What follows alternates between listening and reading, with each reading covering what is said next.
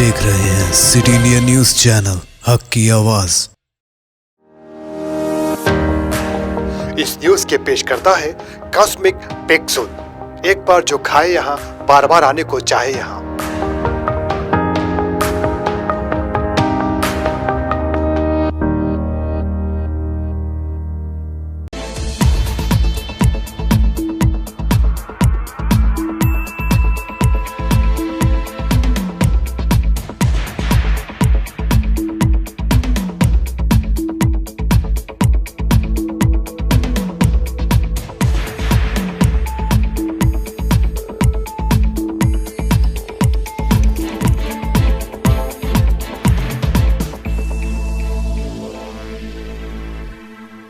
నమస్తే, నేను Yamini. Welcome to city India news Telugu news కి స్వాగతం. ఇక మూడు మాబ్నార్ వార్తలు చూస్తే, కేంద్ర క్రీడా మరియు యువజన సర్వీసుల శాఖ మంత్రి శ్రీ కిరణ్ రిజిజు గారు దక్షిణాది రాష్ట్రాల క్రీడా మరియు యువజన సర్వీసుల శాఖల మంత్రులతో నిర్వహించిన వీడియో కాన్ఫరెన్స్ లో రాష్ట్ర అబ్కారీ, క్రీడా, యువజన సర్వీసులు, పర్యాటక మరియు సాంస్కృతిక శాఖ మంత్రి శ్రీ వి శ్రీనివాస్ గౌడ్ గారు హైదరాబాద్ లోని తన కార్యాలయం నుండి పాల్గొన్నారు.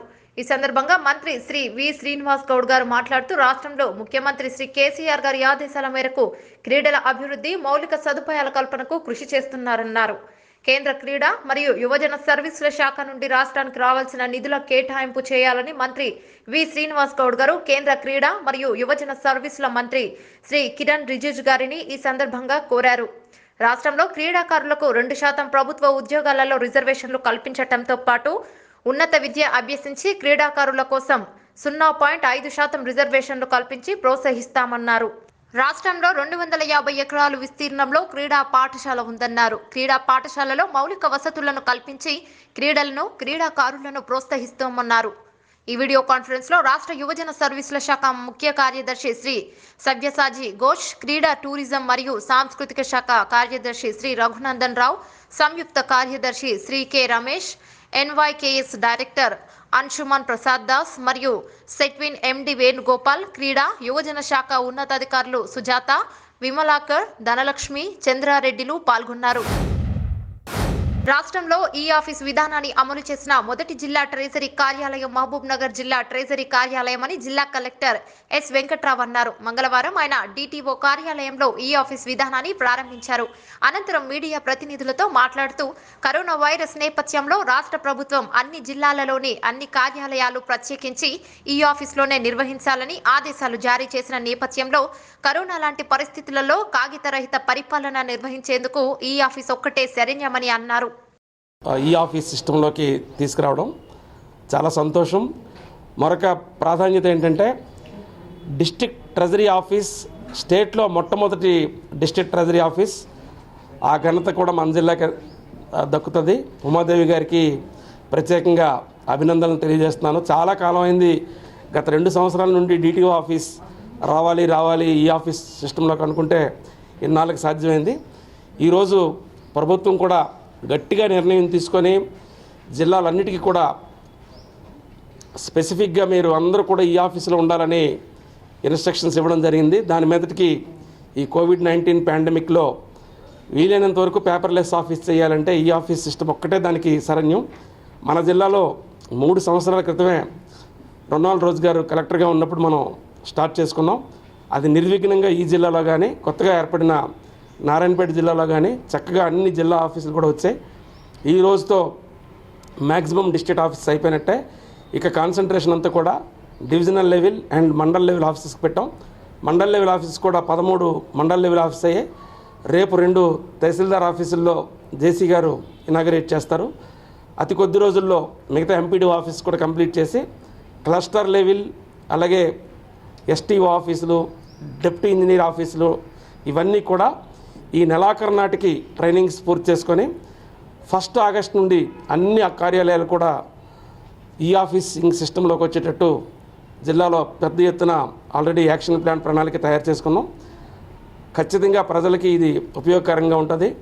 ఇటు ఎన్విరాన్మెంట్కే కాకుండా ఫైల్స్ పోవడం కానీ, ఆర్డర్స్ ముందుగానే బయటికి లీక్ కావడం కానీ, అలాగే ట్రాన్స్పరెన్సీ, ఏ ఫైల్ ఎప్పుడు ఎవరి స్థాయి నుండి ఎవరి స్థాయికి మూవ్ అవుతుంది, ట్రాకింగ్ కానీ, ఇవన్నీ కూడా ఈ ఆఫీస్లో ఉన్నటువంటి ఉపయోగాలు. ముఖ్యంగా ఎన్ఐసి నుండి మూర్తి గారు ఎంతో కృషి చేశారు మన జిల్లాలో. ఈ ప్యాకేజ్ కూడా, ఈ సాఫ్ట్వేర్ కూడా ఎన్ఐసి డెవలప్ చేసినందుకు ప్రత్యేకంగా స్టేట్ లెవెల్లో ఉన్న ఎన్ఐసి ఆఫీసర్స్కి, అలాగే ప్రత్యేకంగా మూర్తి గారికి, ఈ ఆఫీస్ మేనేజర్ గారికి ఈ సందర్భంగా నేను ప్రత్యేకంగా ధన్యవాదాలు తెలియజేసుకుంటున్నాను. వనపర్తి జిల్లా కొత్తకోట అంబేద్కర్ విగ్రహం దగ్గర నిరసన. రాజ్భవన్ దగ్గర ఉన్న అంబేద్కర్ రాజగృహపై గుర్తు తెలియని దుండగులు దాడి చేయడాన్ని నిరసిస్తూ కొత్తకోట చౌరస్తాలోని అంబేద్కర్ విగ్రహం దగ్గర అంబేద్కర్ వాదులు, దళిత నాయకులు నిరసన వ్యక్తం చేశారు. దళిత నాయకులు మాట్లాడుతూ రాజగృహంపై జరిగిన దాడి పిరికిపంద చర్య అని, మరియు ఈ దాడి అంబేద్కర్ నివాసంపైనే కాక భారత రాజ్యాంగంపై, యావత్ భారతదేశంపై జరిగిన దాడిగా పరిగణించాలని వారు ఈ దాడిని తీవ్రంగా ఖండించారు. ఈ కార్యక్రమంలో కౌన్సిలర్ కొమ్ము భరత్ భూషణ్, మాజీ ఉప సర్పంచ్ ఎన్జే బోయేజ్, మాజీ వార్డు సభ్యులు J Subhash, J David Raj, M B Padmakumar, J D Sampath Kumar, J G Israel, M Vijay, J Chandramohan, P Suresh, J Karnakumar, J Sunil Kumar, S Sastry, J Srinivasulu, ప్రజాస్వామిక వాదులందరూ కూడా ముక్తగట్టంతో ఖండించాల్సినటువంటి అవసరం ఎంతైనా ఉంది. కొత్తకోట పట్టణం, ఈ యొక్క పట్టణంలో రాజకీయ పార్టీలో ఉన్నటువంటి దళిత సోదరులందరం కూడా చాలా క్రియాశీలమైనటువంటి బాధ్యతలో ఉన్నప్పటికీ చాలా ఆలస్యంగా అయినా ఈ కార్యక్రమం దిశ మనం స్పందిస్తున్నందుకు, అదేవిధంగా ఈ కార్యక్రమానికి ఒక పిలుపు తన వాట్సాప్ ద్వారా ఇచ్చినటువంటి నవీన్కు ఈ సందర్భంగా నేను హృదయపూర్వక ధన్యవాదాలు తెలియజేస్తున్నాను. మనమందరం కూడా ఆయన యొక్క పిలుపు అని నేను అనుకుంటున్నా. ఇంకా ఎవరైనా మన సోదరులు చెప్పి ఉంటారు, ఒకవేళ చెప్పి ఉంటే నాకు ఆ విషయం తెలియదు, క్షమించాల్సిందిగా నేను మనవి చేస్తూ, ఏది ఏమైనా మనం ఈ కార్యక్రమాన్ని చేస్తున్నందుకు నేను అందరికీ నా హృదయపూర్వక ధన్యవాదాలు. భారతదేశానికి స్వాతంత్రం వచ్చి 70 సంవత్సరాలు అయినప్పటికీ భారత రాజ్యాంగ నిర్మాత డాక్టర్ బిఆర్ అంబేద్కర్ యొక్క ఆలోచన విధానం చాలా మందికి తెలియకపోవడం, ఒక అపోహగా ఇంకా అంబేద్కర్ అంటే దళితుల అభిమాని, అంబేద్కర్ అంటే ఒక వర్గానికి సంబంధించినటువంటి వ్యక్తులకు మేలు చేసినటువంటి వ్యక్తి అనేటువంటి భావనలో చాలా మంది మూర్ఖులు ఉన్న కారణంగానే అక్కడక్కడ ఈ భారతదేశంలో అంబేద్కర్ యొక్క విగ్రహాలపైన దాడులు కానివ్వండి, ఈరోజు ఆయన ఎంతో పవిత్రంగా, భారతదేశం కూడా ఎంతో పవిత్రంగా భావించినటువంటి ఆ యొక్క రాజగృహంపై దాడిని నిజంగా మిత్రుడు సోదరుడు సంపత్ చెప్పినట్టుగా మన గృహాలపైనే ఇది దాడి అని మనం అందరం కూడా భావించాల్సినటువంటి అవసరం ఎంతైనా ఉందని సందర్భంగా నేను మనవి చేస్తూ, ఏది ఏమైనప్పటికీ అంబేద్కర్ యొక్క నిజమైనటువంటి భావజాలాన్ని ఈ సమాజంలో తెలియనటువంటి వ్యక్తులకు తెలపడం కొరకు దళిత సోదరులుగా, అంబేద్కర్ వారసులంగా మనమందరం కూడా ఇంకా ప్రయత్నం చేయాలని సందర్భంగా నేను మనవి చేస్తూ, ఈ కార్యక్రమానికి విచ్చేసినటువంటి అందరికీ పేరు పేరున నా యొక్క హృదయపూర్వక ధన్యవాదాలు. తెలంగాణ రాష్ట్రంలో కరోనాను కట్టడి చేయడంలో టీఆర్ఎస్ పార్టీ విఫలం కావడంతో ప్రారంభోత్సవాల పేరుతో ప్రజలను మభ్యపెట్టే ప్రయత్నం చేస్తున్నారని పీసీసీ కార్యదర్శి ఎంపీ వెంకటేష్ తెలిపారు. మహబూబ్ నగర్ జిల్లా కేంద్రంలోని కాంగ్రెస్ పార్టీ కార్యాలయంలో ఏర్పాటు చేసిన మీడియా సమావేశంలో ఆయన మాట్లాడుతూ, తెలంగాణ రాష్ట్ర వ్యాప్తంగా టీఆర్ఎస్ ప్రభుత్వం కనీసం కరోనా టెస్టులు కూడా చేయకపోవడం దౌర్భాగ్యమన్నారు. సొంత కేబినెట్లో సాటి మంత్రులకు గౌరవం ఇవ్వకుండా స్థానిక మంత్రులు ప్రవర్తించడం సిగ్గుచేటన్నారు. ఈ నెల 13వ తేదీన జరిగిన మెడికల్ కళాశాల ప్రారంభోత్సవ శిలా ఫలకంలో సంబంధిత మంత్రి పేరు ప్రథమ స్థానంలో పెట్టకుండా 3వ స్థానంలో పెట్టడం టీఆర్ఎస్ పార్టీ మంత్రుల వైఖరికి నిదర్శనమన్నారు. జిల్లా కేంద్రంలో రాష్ట్ర ఐటీ మరియు పురపాలక శాఖ మంత్రి ప్రారంభించిన మయూరి పార్క్ పేరు మార్చడం వెనుక ఉన్న ఆంతర్యమేమిటో ప్రజలకు చెప్పాలన్నారు. వీరన్నపేట ప్రాంతంలో తమ సమస్యలు చెప్పుకోవడానికి మంత్రి కేటీఆర్ ని ఆపే ప్రయత్నం చేసిన వారిపై పోలీసు యంత్రాంగం అడ్డగోలుగా తోసివేయడం సరికాదని వారు మండిపడ్డారు. ఈ కార్యక్రమంలో పీసీసీ కార్యదర్శి వినోద్, జిల్లా మహిళా అధ్యక్షురాలు అనిత తదితరులు పాల్గొన్నారు. మనకందరికీ తెలుసు, చాలామందికి పరీక్షలు చేయడం లేదు. చేసిన దాని లోపల 30 to 35% కరోనా బాధితులు బయటకు పడుతున్నారు.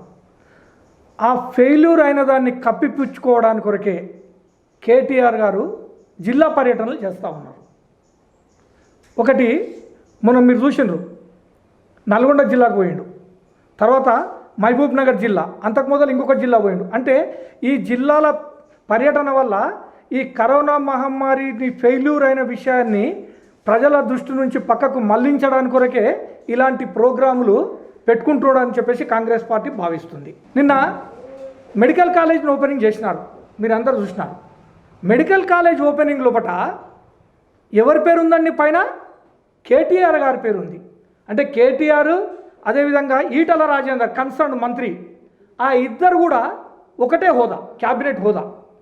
దాని లోపల మళ్ళీ శ్రీనివాస్ గౌడ్ గారికి ఓన్లీ కేసీఆర్ కేటీఆర్ ఆయన రాజకీయ భవిష్యత్తు కాపాడుకోవడానికి కొరకు కేటీఆర్ గారిని పిలిపించి కేటీఆర్ గారి పేరు ఫస్ట్ ఇనాగ్రేషన్లో మెడికల్ కాలేజ్ ఓపెనింగ్ లోపల ఎక్కడైతే ఆరోగ్య శాఖ మంత్రి కూడా ఆ మీటింగ్లో ఉన్నాడో అతని పేరు కాకుండా కేవలం కేటీఆర్ గారి పేరు, దాని తర్వాత శ్రీనివాస్ గౌడ్ గారి పేరు, దాని తర్వాత ఈటల రాజేందర్ గారి పేరు, దాని తర్వాత నిరంజన్ రెడ్డి పేరు. అంటే ఎక్కడ పోతుంది ప్రజాస్వామ్యం అని నేను చెప్పి ఈ సందర్భంగా నేను అడుగుతా ఉన్నాను. 2 సంవత్సరాల కిందట కేటీఆర్ గారు మహబూబ్ నగర్కి వచ్చిండ్రు. అక్కడ ఒక గృహప్రవేశం చేసిండ్రు, అక్కడ పూజలు చేసిండ్రు ఇంట్లో. 2 ఏళ్ళు గడుస్తున్నా ఎందుకు ప్రజలకు అది ఇవ్వడం లేదు బీదవాళ్లకు అని చెప్పేసి ఈ సందర్భంగా ప్రశ్నిస్తున్నాను నేను. మహబూబ్ నగర్లో ఓన్లీ అవినీతి, కబ్జాలు, దౌర్జన్యాలు, బైపాస్ ఎన్ని సంవత్సరాలు చేస్తారండి? బైపాస్ ఎన్ని సంవత్సరాలు చేస్తారు? ఇంతవరకు కూడా పూర్తి కాలేదు.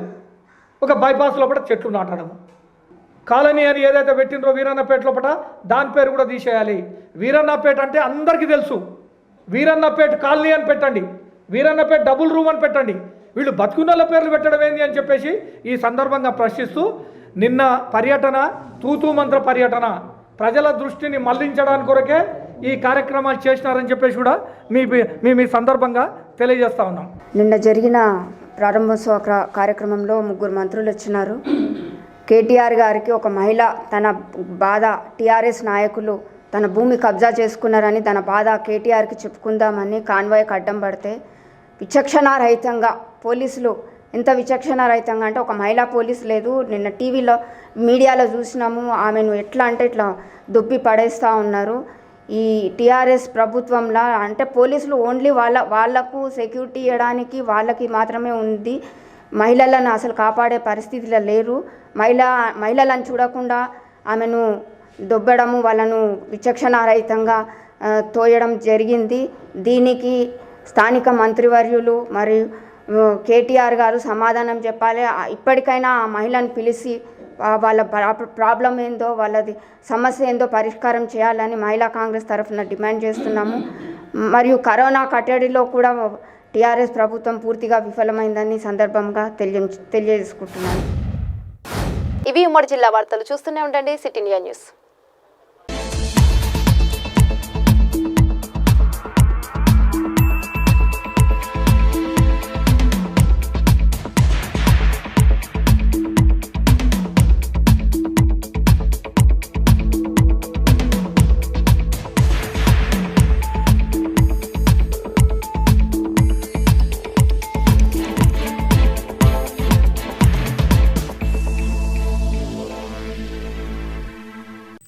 दोस्तों, अगर आपको हमारी न्यूज़ और एंटरटेनमेंट तमाम प्रोग्राम पसंद आते हैं तो फिर लाइक करें, शेयर करें और सब्सक्राइब करें।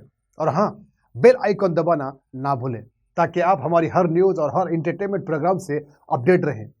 देखते रहिए सिटी इंडिया न्यूज़, हक की आवाज़।